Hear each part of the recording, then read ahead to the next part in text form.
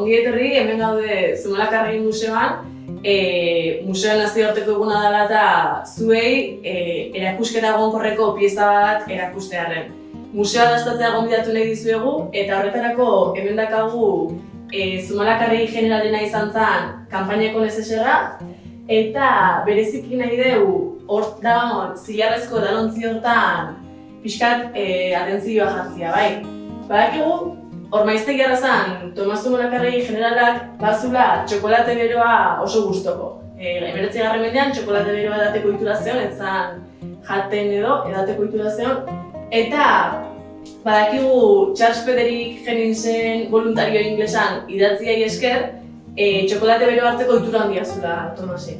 Badakigu baita, bere zaintzaile izan zian medikuek esan da, eta seguruenik berea izan zen edalontzi hontan edango zuen txokolate bero hori. Bai, bereziki Rafa Gorrotxategi dugu hemen, ze duela 28 urte bere aitak halako harreman berezi izan zuen hain zuzen museo nazioarteko egunen duela 28 urte, txokolate beroa prestatu zigulako 19. mendean kontsumitzeko modu hori erakutsiz, Ormaiztegiarrei dastatzeko emanez. Eta hain zuzene, zein izango litzake pertsona hobegoa, txokolate beroari buruz hitz egiteko, Tolosako konfitegiko Rafa Gorrotxategi.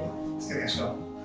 Bueno, la verdad la importancia que ha sido el cacao para los vascos, sobre todo los guipuzcoanos, que a partir de 1728 se formó la Real Compañía Guipuzcoana de Caracas.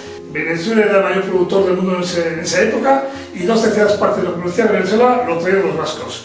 En esta época los vascos somos los mayores consumidores del mundo en chocolate. Con los años y hasta 1970, Guipúzcoa la mayor productora de chocolate. En Guipúzcoa, en todos los pueblos había cantidad de chocolateros artesanos y en pueblos y ciudades como Oñate se crearon las grandes industrias, o en San Sebastián o en Irún.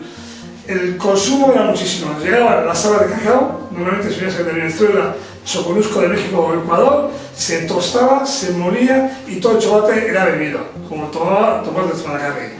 Entonces, la fórmula que os voy a decir yo, el consejo que os voy a dar para que toméis un chocolate, en vez de comprar un chocolate de los comerciales que ya llevan mucha harina, coger un buen chocolate de cobertura y con medio litro de leche, medio litro de agua y 200 gramos de cobertura, echarle un par de cucharadas de harina y vais a hacer un chocolate a vuestro gusto. Que os gusta más un poquito más gordito, un poquito más harina para untar, pero si es para beber, un poquito menos. Y vais a hacer un buen chocolate con una buena cobertura. Ese es mi consejo. Muy bien.